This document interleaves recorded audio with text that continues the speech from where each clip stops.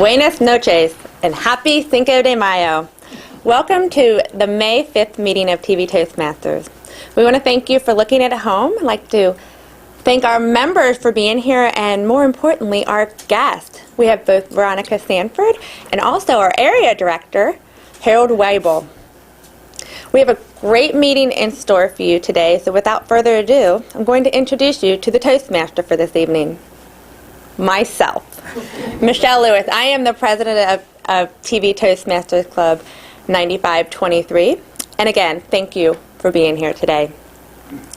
The first part of our meeting, the important part of our meeting, is to introduce our all-counter and grammarian for the day. Gwendolyn, would you like to please come up and present the word of the day? Thank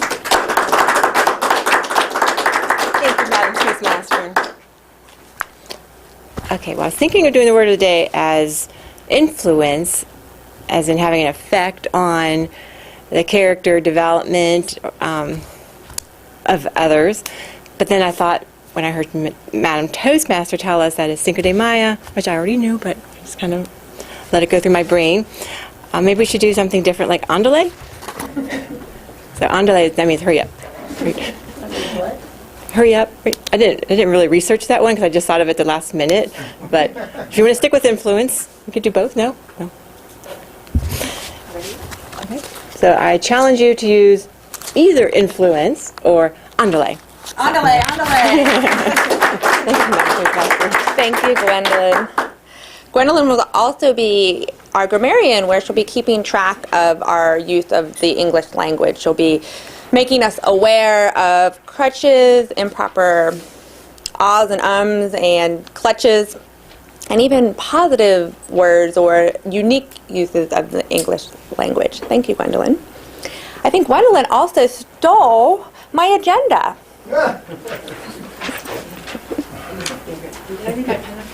Yes.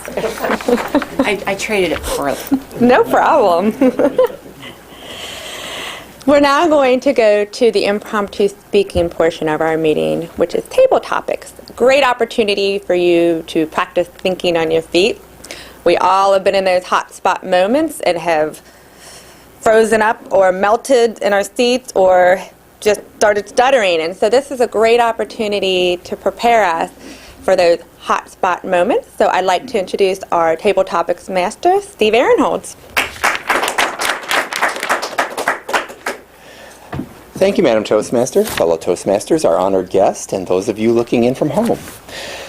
As Michelle mentioned, this is the portion of our meeting where we practice listening, thinking, and speaking on our feet, our impromptu portion of the meeting. I went looking for table topics last night, and I found some that I thought were really good. I didn't know exactly what our theme would be for today, but I'm going to go ahead with what I chose, and I think it'll work fine. This is the format we're going to use. A second chance. Suppose you could go back in time and talk to yourself at a particular age. My question, I'm going to give you an age. The people I call, I'm going to tell you the age that you'll be going back to talk to yourself. And I'd like to hear what advice you would give to yourself. My first participant in tonight's Table Topics Master, I would like to know what you would tell yourself if you could go back to when you were 25. Emily Garrett? It's knowing what you know now. Knowing what I know now. So many things. I was just saying the other day that just yesterday afternoon, that if I knew when I was 35 what I know now, so many things would be different, because I discovered at around 32 that I was allergic to a bunch of things, like wheat, and so I'm gluten-free now. And I said yesterday that I feel better now than I did when I was 35, and so that would be something that if I was 25 would have really helped out if I had known what to eat and had changed my entire diet the way I have over increments all these years, it would have changed so many things. And I'm not sure. There's so many things I really would have done differently if I could go back even further. But I won't go into those right now. But my big thing, it would be my diet. I would change it if I would have gone to an allergist at 25, gotten a list of things I'm allergic to, stayed away from them, stayed away from fast food earlier in my life, and I would have been so much better off. Thank you, Emily. My second question, and the person I'm going to call upon, I'm going to ask to share with us what she would tell herself when she was 40. Carol?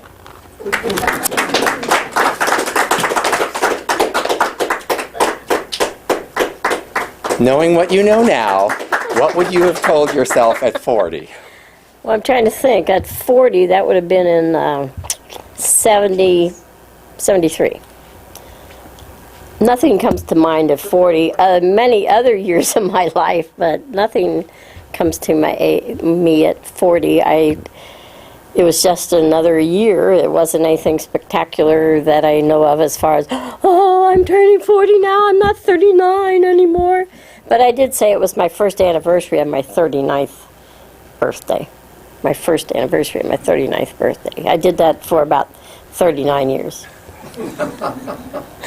And since I had my birthday 2 weeks ago, I said that it was my 83rd birthday. So I'm now saying my age. But at 40, I can't think of anything significant at age 40. I think in 77, I was a tour guide at the zoo, which was great. I loved that. I'm not sure if I sold jewelry or cosmetics at that time or what, but I have strived for excellence in everything that I do since I had the highest scholastic average in the commercial subjects when I was a senior, and that was the birth of my competitive spirit. I wanted to be number one because I didn't even know about this award, and on the senior day they presented me with this little medal, and I have gone back many times to see, he's deceased now, but Mr. Lang was my teacher at Madera High School who tutored me all through this. And I've gone back many times to show him all my plaques, my distinguished Toastmaster. I said this was the birth of my competitive spirit, him taking his free period to tutor me because I was going to drop out of shorthand and typing because I was behind a semester changing schools from Sycamore to Madera. And he took his free period to tutor me, and it changed my whole life. So that was a significant in 1950. So I didn't think anything in 40, but in 50 I did. Thank you, Carol. All right. For my next participant, share with us what you would tell yourself as an 18-year-old, knowing what you know now. Harold? Thank you. That's an easy one. When I started college, I was a biology and a psychology major. I actually have my degree in biology and psychology. That started when I was in high school. I fell in love with psychology. We had a special senior project where I actually trained a pigeon to play basketball using, behavioral modification and rewards. So I thought that's what I wanted to do. So I went through college, got my degree. I'm neither a biologist or a psychologist, although I do find that psychology does come in handy through a lot of times and a lot of issues on a day-to-day basis. What I did find that I was very knowledgeable about and learned very quickly was computers and the technologies. So I think the biggest thing I would tell myself, if I could go back when I was at 18, is don't worry about the biology, forget about the bird, focus on the technology, focus on the computer science areas. That's where you're going to really kind of make your mark in the business world. And that's what I would do. Thank you, Harold. Thank you. Gosh, Carol had her birthday 2 weeks ago. Mine's tomorrow. And I have a biology degree. That's my bachelor's degree. but I do public health. Anyway, I want to thank all of our participants in today's table topics, and I'm going to turn it back to our Toastmaster. Michelle? Thank you, Mr. Table Topics Master. What a fun table topics. I'm just glad you didn't call on me. We're now going to transition into the prepared speeches. This is a really important part of our meeting. It's an opportunity for us to practice our communication skills. Our first speaker today, she's a guest today, but she's a former member, Ms. Veronica Sanford. She's going to be doing our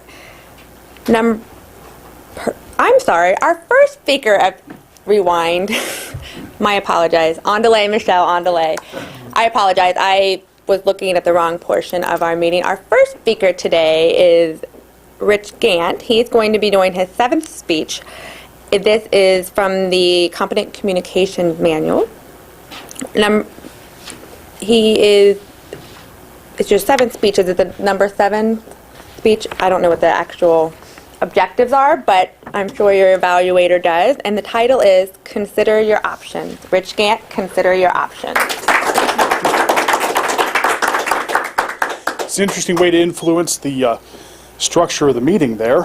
Suddenly change up the order I'm going in, but oh, well, it all works out. So, most of you watching this, most of you sitting here in the audience and at home, probably either now or have worked for a living. I find this to be a fair assessment.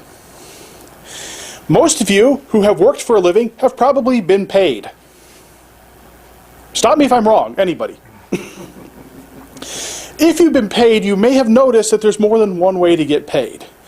There's the obvious paycheck, which everybody likes getting, and then looking at and grumbling about because it's never enough and there's always too much taken out of it.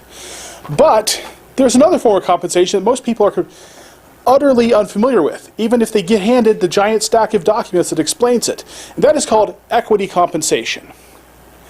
Now, I'm not going to attempt to explain everything about equity compensation. I only have 5 to 7 minutes. And I'm studying for a test on it right now. I'm studying for the introductory level of the test, and I have 1,000 pages worth of material I'm supposed to learn. There's a lot of material on this.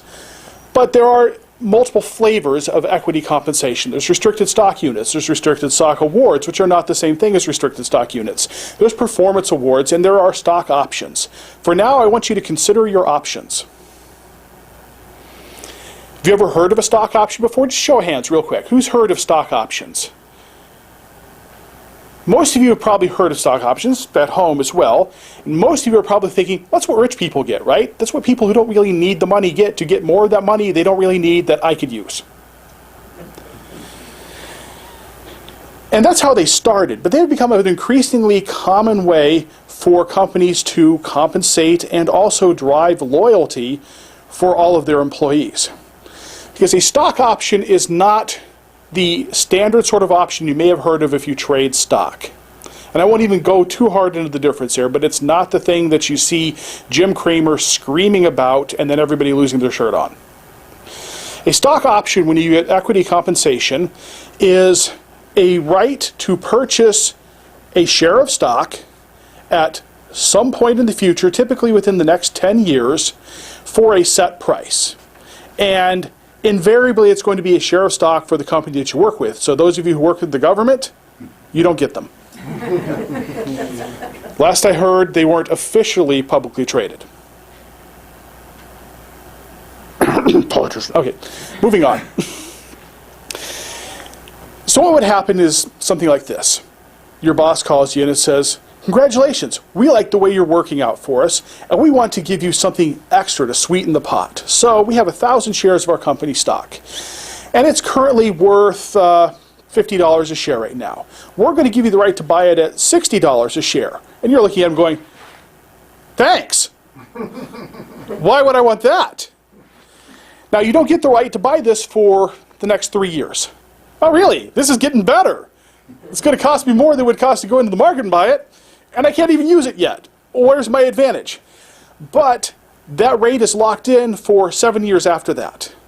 But 10 years from today, if you haven't used it, it goes away and you lose out on it. At this point, you might be going, what? I don't get it. What's the value here? The value is potentially tremendous. Because here's what happens. What does stock do? If you have a stock, any sort of a stock account, whether it's a mutual fund account, whether it's an IRA, whether it's a personal trading account, whether it's that thing you squirrel away where you put all those penny stocks you refuse to admit that you buy, but you do anyway, and then you watch them go down and down and down and down until they're worthless, you probably have called a stockbroker at some point in your life. Even if it's just to say, hey, how much money is in my IRA right now? And you may have asked the following question. Well, what's the stock market going to do tomorrow? And the answer you'll probably get is, it'll change. Because no broker in his right mind is going to seriously answer that, well, it's going to be up. Because we don't know. We really don't. We don't. It's just, it's impossible to tell. But over the long run, if you look at a chart of any index, the S&P 500, the Wilshire 5000, the Dow Jones, whatever you want to look at, they do trend upwards over time. It's a jagged, bumpy sort of thing, but it goes up. So, your stock option that lets you buy your company's stock at $60 a share might not be that impressive right now when you can't use it at all, and it's only worth, and the company's stock is only trading at $50 a share, but think about what it might be doing in 3 years. 3 years from now, assuming your company doesn't go bankrupt, it could easily be worth $60. Could be 70, could be 80, could be 90. Hey, now suddenly you can buy a stock that's trading at $90 a share for $60. What do we call that difference there? We call that profit, people. We call that money in your pocket. Who doesn't like money? You lie. You lie. You like money. You don't work for a living if you don't like money. The bad news is that is taxable, of course, because it's that $30 is treated as if the company had, well, it's treated as if the company had paid you the $30. They take income tax out of that. But anything on top of that is capital gains. But still, you didn't have to put all $90 into it to get that stock. You paid $50, you got $90. Only getting 60% of that is still not a bad deal at all, is it? So, consider your options. And while you're considering your options, talk to a certified equity professional or a competent tax attorney who knows what he's doing with them, because they are complicated. But, used properly, they will make you wealthy.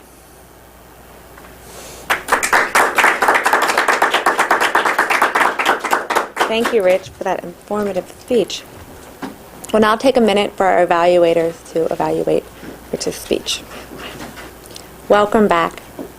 We are now going to hear our second speaker for today, who is a guest at this meeting, Veronica Sanford, a former member of TV Toastmasters. Veronica is going to be speaking from her Persuasive Speaking Manual, project number 5, Persuasive Leader. Vision of a Greater Cincinnati, Veronica Sanford. Vision of a Greater Cincinnati, Veronica Sanford. Thank you, Madam President.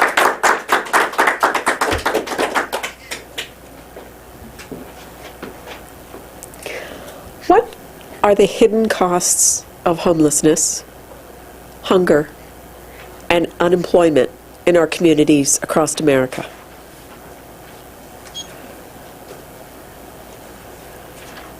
It's a lot. When you think about the cost to children, to veterans, to mothers, to vibrant men in our lives. I have a vision for a greater Cincinnati, and my mission is to roll out that vision across all major cities across America. Well, here's my vision. Here's my dream. It started with a small storefront location in Cincinnati, downtown Cincinnati on Main, called Mary Magdalene's House. That is where the homeless and anyone can come in, take a shower, do their laundry, use them as a mailing address so that they can get veterans benefits, put that address down on an employment application, get mail from their home, from their family. They can also make and receive phone messages. So make phone calls and receive voice messages every day, once a day, when they're open. The cost of this running this location is borne by a religious organization. It could be the Jesuits, I'm not sure. But I will tell you, when I go in there to make my donations to them of paper bags, shampoo, and every once in a while a check, not as big as I would like, my heart breaks when I look at the people just wanting to go in there to brush their teeth, use the restroom, take a shower, and get clean clothes. Now, of course, just taking a shower isn't enough to get somebody off the streets. I know we have community gardens and soup kitchens across the cities across the United States. I will tell you, just as a side note, that people come from Indiana and Kentucky to take a shower there. Right? And when I heard that, it started me thinking about what the cost of dignity is. Now, if you have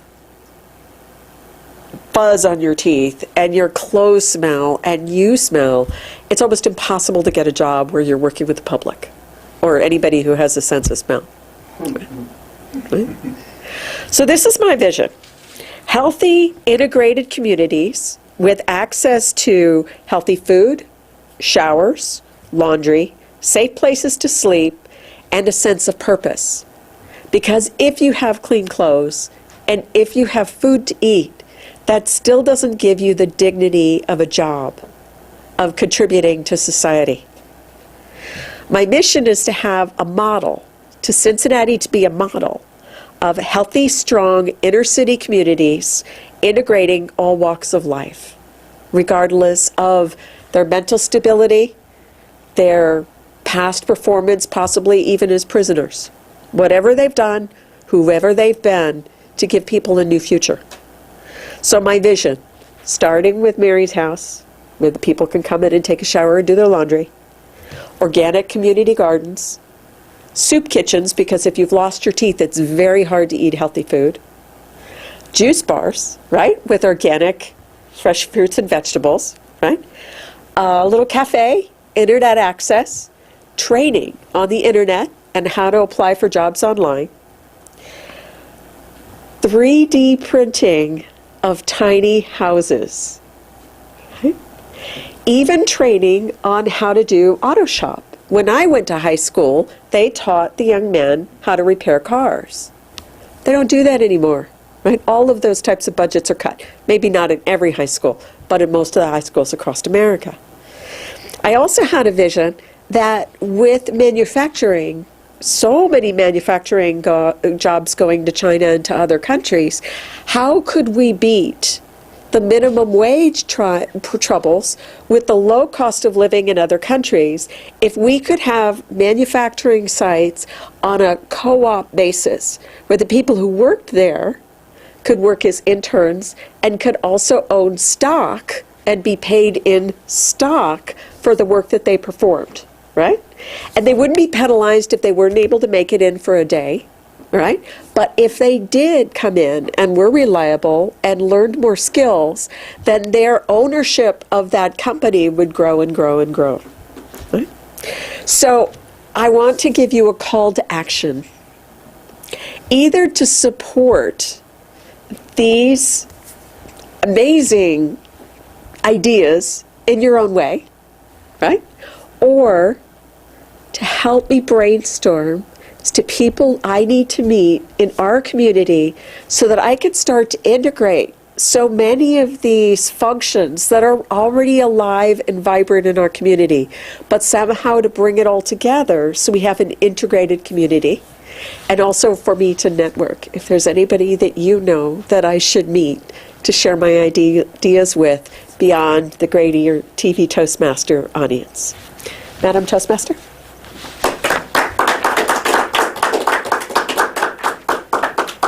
Thank you, Veronica, for sharing your inspiring story and your vision. We'll now take a moment or a minute for the evaluators to complete their evaluations. Welcome back. We now transition to the evaluation portion of our meeting, and this is where the real learning begins. I'd like to introduce our general evaluator, Mr. Rick Barron.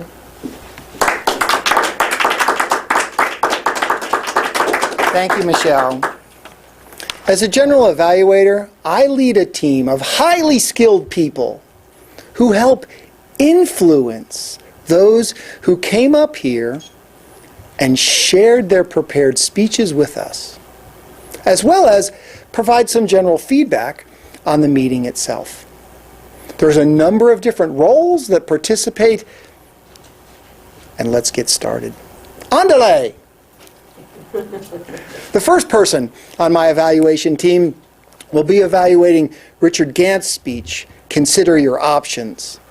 Gwendolyn Neeson.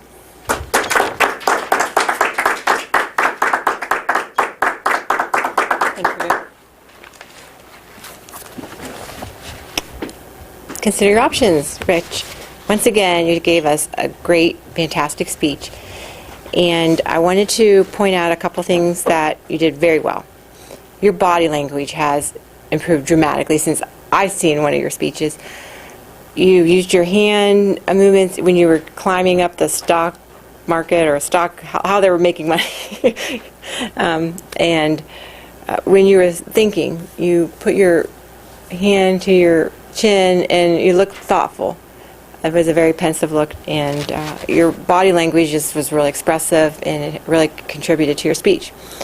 You had a dialogue with another person, and that made the speech more interesting because you were giving us an educational or informative speech. So you were able to teach us about stock options in an entertaining way, and doing that with having that little dialogue sidetrack with another person yourself was interesting.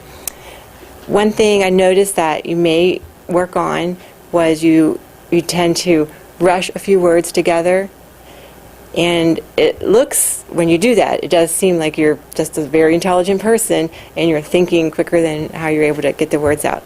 So every time I get a chance to evaluate you, it always seems like it's something positive that you're just kind of rushing it together. And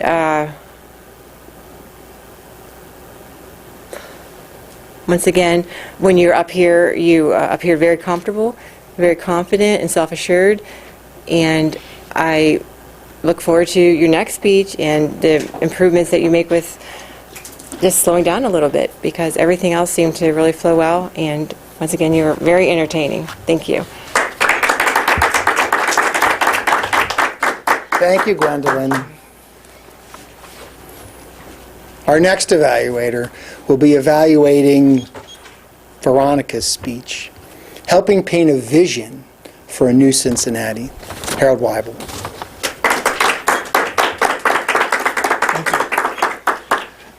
No pressure to come up and give this awesome evaluation from our general evaluator, so no pressure at all.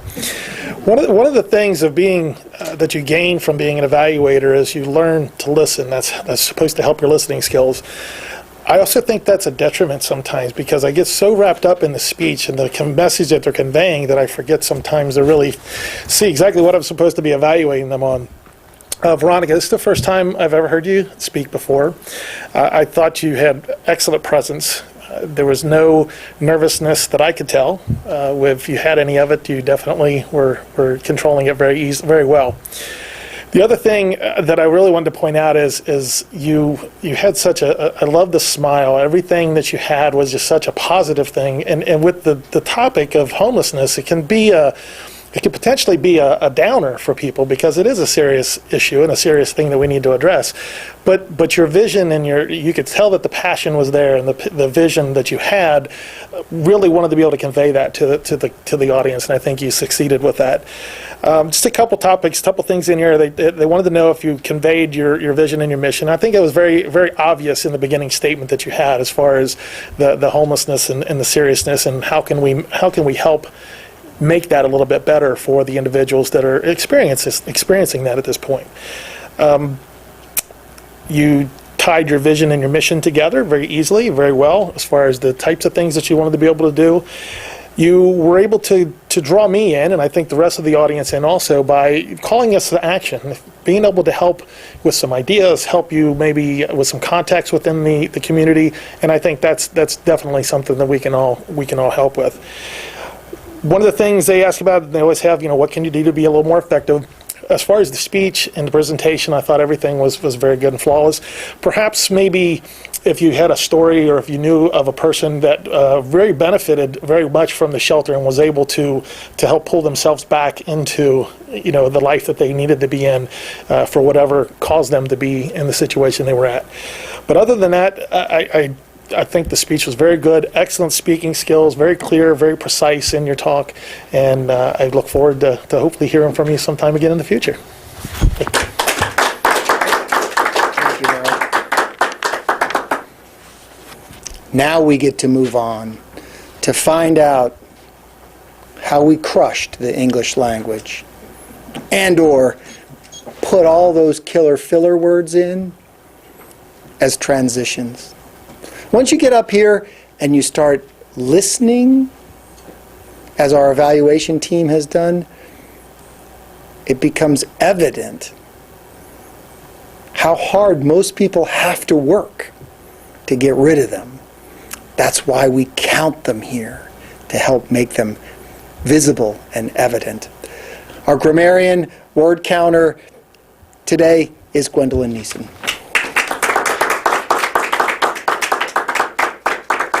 Thank you. All right. Well, we will start off with our Toastmaster, Michelle.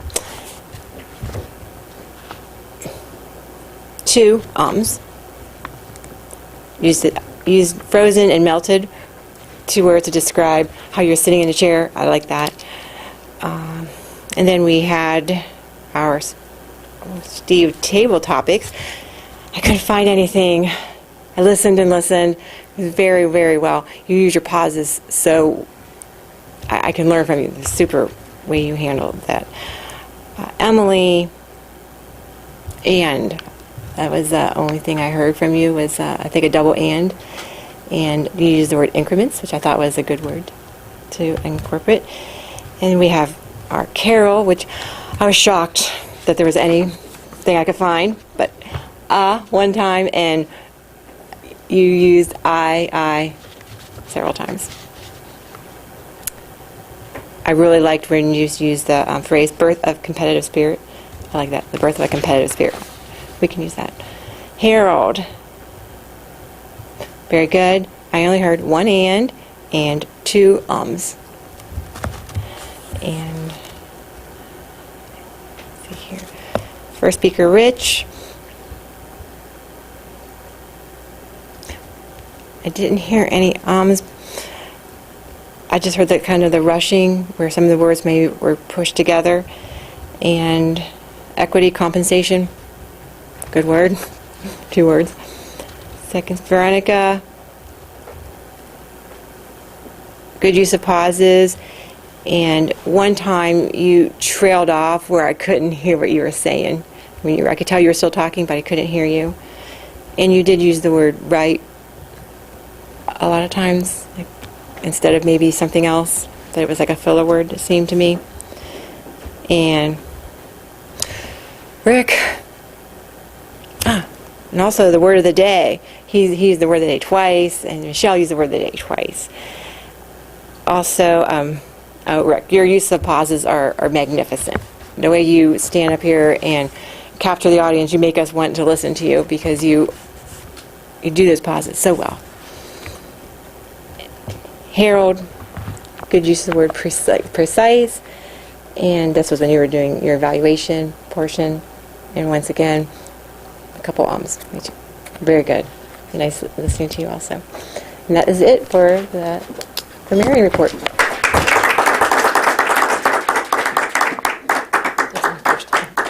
Thank you, Gwendolyn. We have a little curveball on the evaluation team today.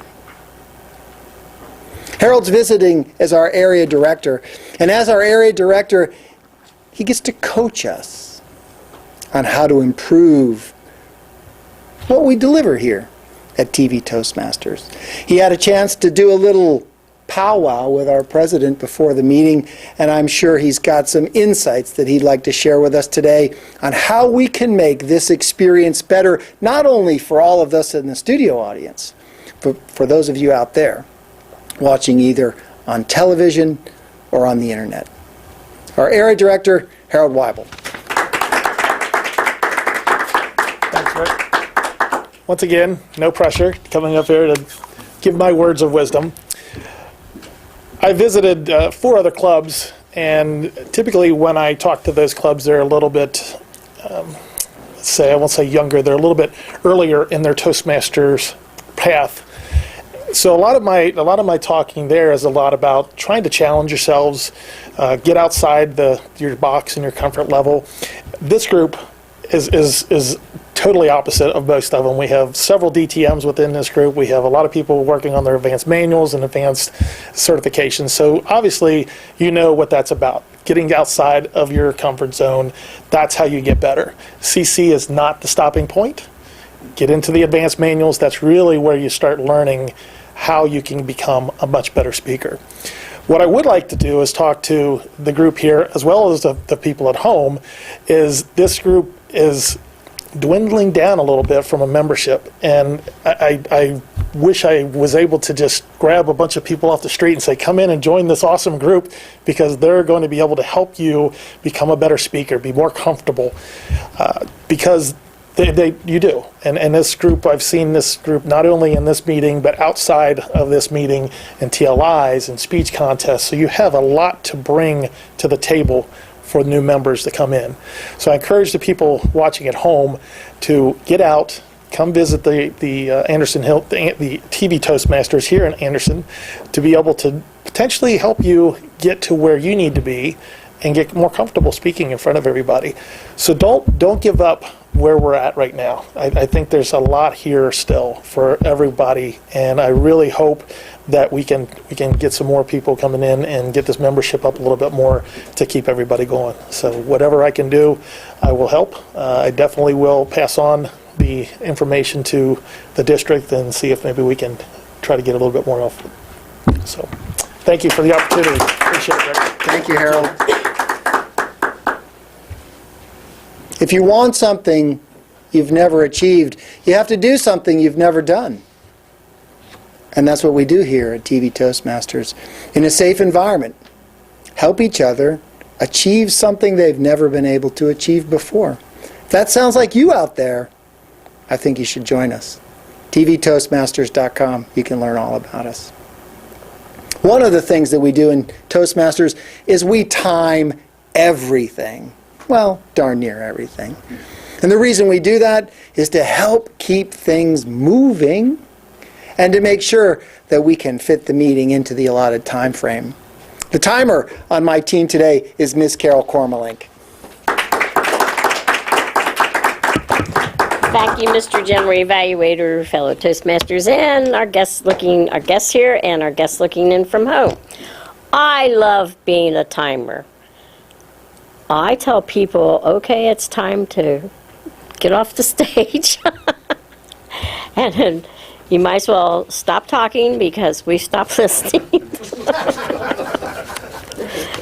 We did so good with our time today. No one went overtime. We were all under time, and we were making up. We started a little bit late today, but we made up time as we went, and we're less and less. I would like to start out. Our president, she called the meeting to order in a few seconds, and on the Toastmaster introducing the Toastmaster, well, I thought I wrote that down, but I don't see where it is. On the table topics, Emily, you talked for 1 minute and 14 seconds. I talked for 2 minutes and 13 seconds. And Harold, I was hoping you would just say a few more words because you had 58 seconds. And table topics is 1 to 2 minutes, if you can make that. We're not in competition, so you wouldn't have been disqualified.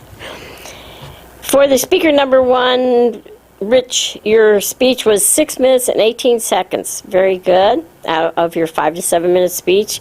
And Veronica, I presume your speech was 5 to 7 because I was trying to write all these different things that I didn't know on which band you were doing. I think, was it a 5 to 7? It was 5 to 7 minutes, 5 minutes and 53 seconds right there in the middle, really good. General evaluators, so far, Rick, I was trying to keep track of your intros. You had 28 in the beginning, and that was the end of my keeping track of your other couple intros. Gwendolyn, for your evaluation of Rich, 1 minute and 51 seconds. It's 2 to 3 minutes for your evaluation, and you almost made the 2 minutes. If you were in a contest, they have a leeway, so you wouldn't have been disqualified. And Harold, your evaluation for Veronica, 2 minutes and 24 seconds. Gwendolyn, your grammarian report, 2 minutes and 46 seconds, and you have 2 to 3 minutes. You were well within the time. Harold, your speech, your information to us, I gave you 5 minutes. You took 2 minutes and 3 seconds. That was under time. My timer report, I forgot to hit the timer to tell you how long I took, which you don't time the timer, but I was going to time the timer, and I forgot to hit the button, which is what sometimes happens when you are a timer. And the one thing, while I like being a timer, this is very difficult when I'm juggling the timing device and the timer on my lap and trying to write everything and not drop it. And it's a little difficult here. It would be good if we had some kind of little table over there that we could put the timing device on. That would work better for me. Mr. General Evaluator, thank you very much. Thank you, Carol.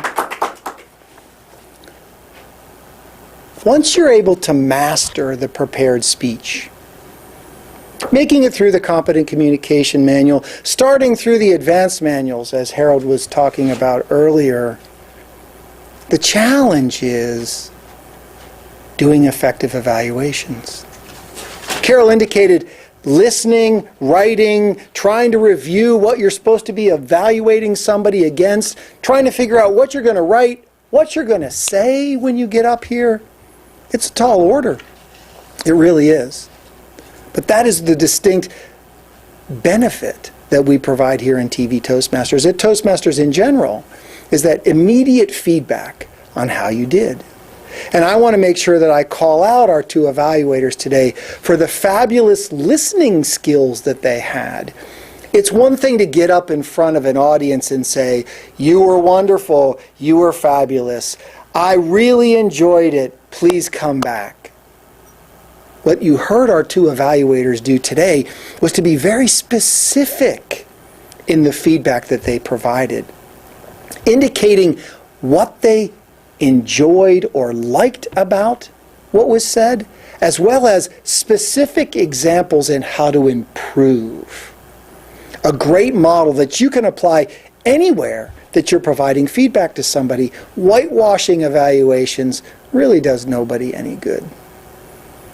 The 2 of you, congratulations on finding those specific things that you could share, that both Rich and Veronica could take with them to improve the speech the next time they give it.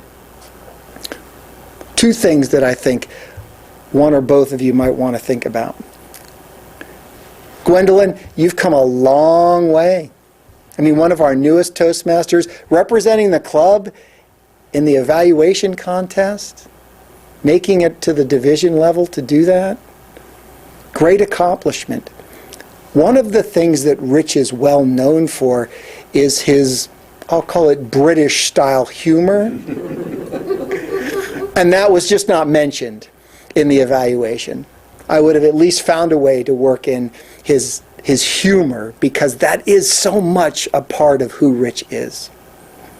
For Harold, the first thing you did when you got up here was apologize. No need to do that.